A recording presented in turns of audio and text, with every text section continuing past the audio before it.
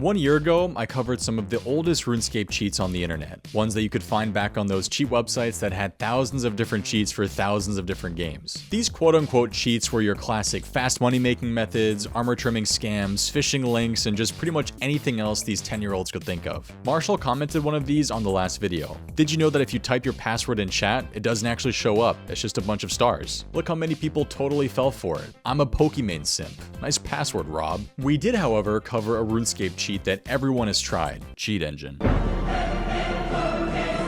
Thanks to a wonderful video tutorial from the legendary Dragon Scimitar mouse cursor user Timmy, he showed us how to change your cash stack to show a huge amount of GP with a little program called Cheat Engine. And I'm going to show you how to use Cheat Engine 5.4, 5.3, or 5.11 on RuneScape. You guys all remember Cheat Engine, right? You probably thought that the only thing you could do with it is change your cash stack. Well, what if I told you, thanks to a recent discovery, you can do even more?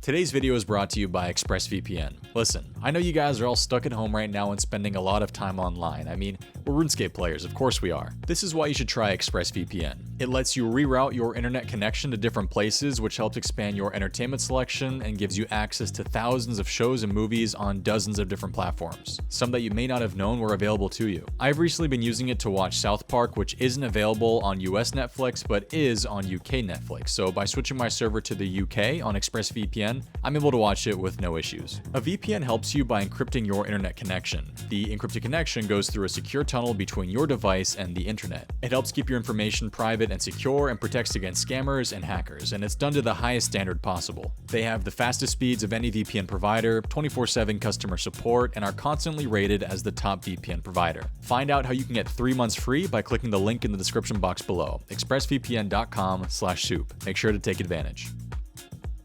You guys left a lot of great comments on the last video about ways you tried to cheat, like trying to steal the party hat off the wise old man in Draenor, or attempting the very popular item duplication glitch. It was very common, but it never worked. What you did was drop the item you wanted to duplicate on the ground, hit Alt F4, and you close the game. When you log back in, your items are most likely gone, and you end up losing— oh shit! Okay, it works! Okay, so what is this recent discovery on Cheat Engine that has to do with old school RuneScape? Well, you can change your character and other people's characters to pretty much whatever NPC you want. To do this, you'll need two things. The first thing you'll need is Cheat Engine. This program has been around since the year 2000. It's over 20 years old, but it's still used to this day. It's a pretty powerful program. I vaguely remember using it on Facebook in like 2008 to cheat on Facebook games, so my high scores were always way higher than my friends' high scores, and because of this, they treated me like a Flash game god. So you'll need Cheat Engine, and you'll need the Steam RuneScape client. Clients like RuneLite OS Buddy and OpenOSRS won't work for this. You'll need to use the Steam client. Now,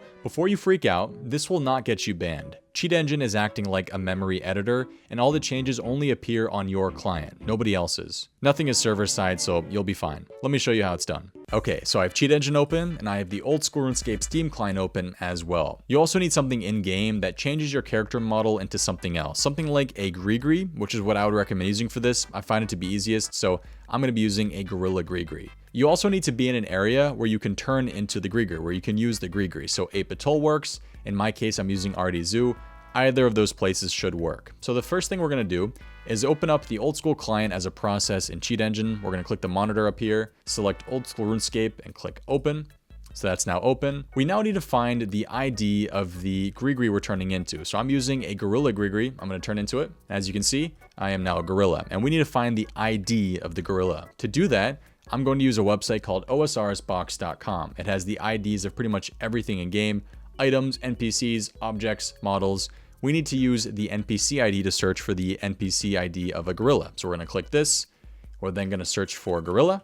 The gorilla ID is, as you can see here at the very top, 1464. So we're going to copy that, go back to Cheat Engine, and put the 1464 into the value box. So we're going to put that in there. So make sure you are turned into the Grigri, whatever you're using.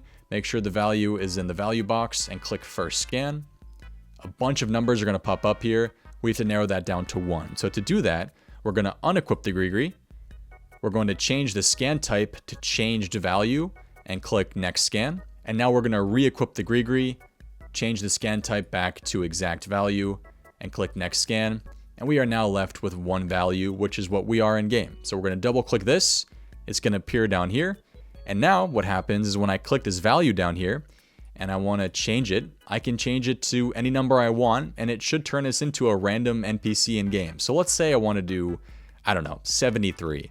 What are we going to change into? A skeleton with a broken leg doing a bit of a jig. Apparently that's what the NPC ID is of this skeleton. We can turn it into, let's do 666. What's 666? We got a T-pose goblin as the 666. So the reason these look a little bit weird is because we're using the Gorilla Grigri, which it's basing pretty much the model off of. So to make it a little bit better, what you can do is take off the Grigri, and then we're going to re-put it back in, 666. And now it... honestly, it doesn't look much better. It will look a little bit better for human models. So let's say I want to turn into a Barrow's brother, which uses a human model. So let's do, I don't know, Darrox. Darroch the Wretched, the ID is 1673. So we're going to put that value in here, 1673. And the model for this is perfect. As you can see, when I walk around, I can now walk around as Darroch the Wretched. It looks really good. He follows all the human animations because he technically is kind of human, and his model is human, so it looks really good. Now, if I, however, want to turn into something a little bit bigger than a human, like Jad, we get the Jad ID, Jad 3127. If we change our value to 3127, we are now Jad, which is huge and not supposed to be here, but he is. So let's go to my house, which has a nice big green open area, and see what some of these bigger models look like. One thing you can do to help make the big models look a little bit better is to have an Easter ring.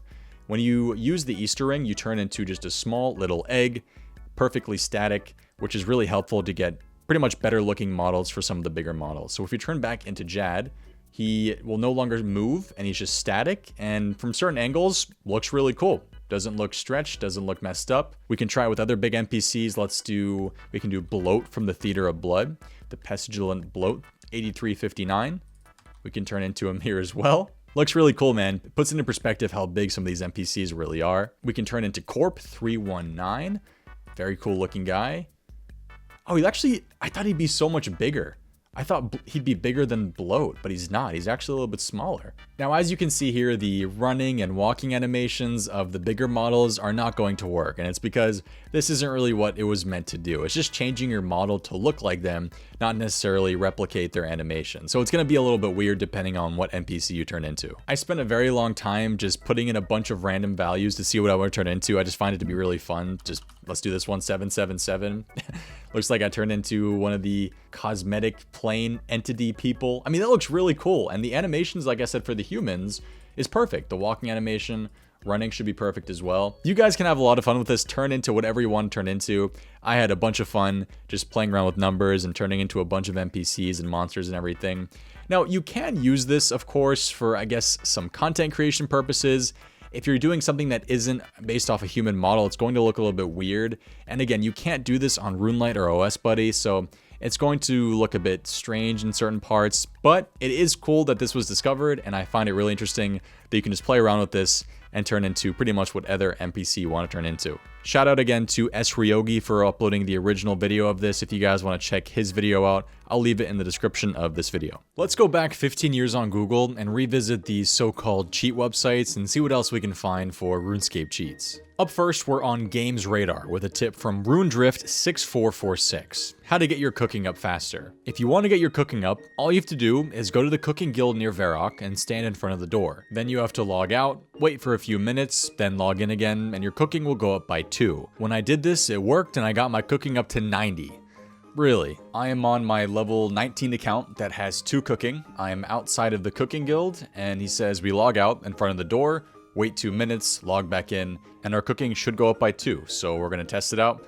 Logging out here.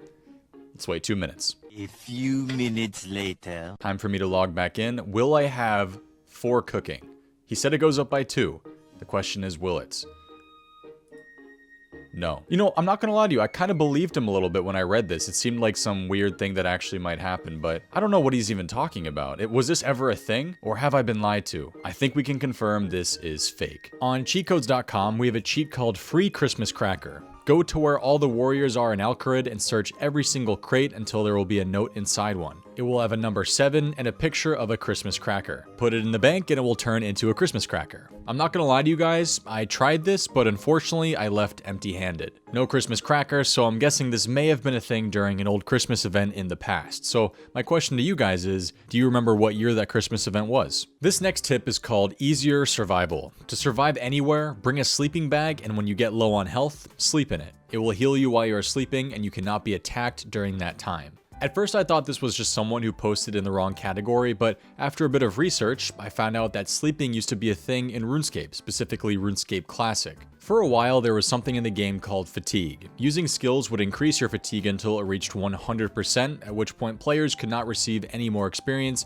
making it impossible to train for certain periods of time. When you used your sleeping bag, a screen would appear asking the player to type in a random word to wake up. They introduced fatigue and sleeping bags to combat botting, but it wasn't too popular and it was not transferred over to RS2 because random events became a thing. Free money is the title of our next tip. What you do is get a white apron, which you can find in the nearby fishing shop, go to Wyden's store, go in the back, and in the crates right of the crate with the banana, there will be a raw chicken crate. If you get a full inventory of them and sell them to Wyden, you'll have about 3 or 4 or even 5k. This is actually kind of interesting because there is indeed a crate that you can search in Wyden's shop that gives you raw chickens. It's the only crate in the entire game that has an infinite supply of raw chickens. Usually when you search a crate like this, you just spam click on it and your inventory will slowly fill up with that item. But with the crates in this area, if you spam click on it, nothing will happen. Instead, you click on the crate, wait for the chat message, there are a lot of raw chickens in the crate to appear, and then an option pops up asking if you want to take a raw chicken. So the process to collect a full inventory from here takes a lot longer. Now, he tells us that once we have a full inventory, we can just sell them to Wyden for a bit of GP,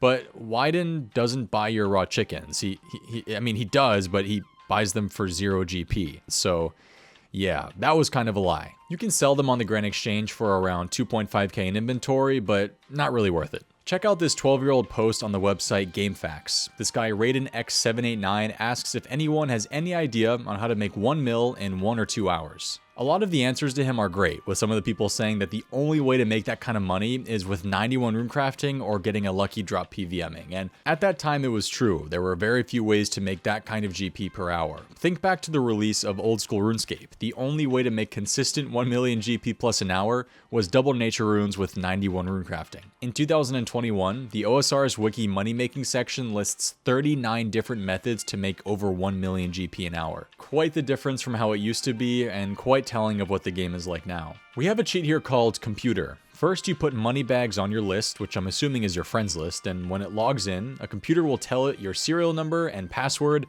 and it print money on it like anywhere from 60,000 to 1 billion GP, or you get a rune item. 1 bill or a rune dagger, good luck guys. He is usually only on Saturdays and a few times during week. You can only do this 2 times on each serial number, and if you do it more times, you will get cut off. Well, I will be adding money bags to my friends list, and if anything happens, I'll make sure to let you guys know. As I was hunting for more of these old websites, I discovered one called sergehackingrunесcape.blogspot.com. This guy made this website on October 5th, 2006, and man, is it quite the read. Here's what he had to say. I love hacking RuneScape after those motherfuckers banned my accounts for no reason. I have the 3 most famous hacks that work with the upgrades they made so far. The item duplicator, stat editor, password scammer. Send me your username and password to sniper3444@hotmail.com and what you want me to do. Trust me, I really want to get back at those so if you want to help out, I would be happy to meet you and scam for you and hack. Sorry I can't give out the secret because it won't be cool if I do, then everyone will be hacking RuneScape, and for a second if you think I am a scammer, you can sit behind your computer screen, pick your ass, and get owned. Noob, but if you trust me, you will be PKing Greater Demons and level 50 Wildy without losing any HP. Not exactly, but something like that will happen.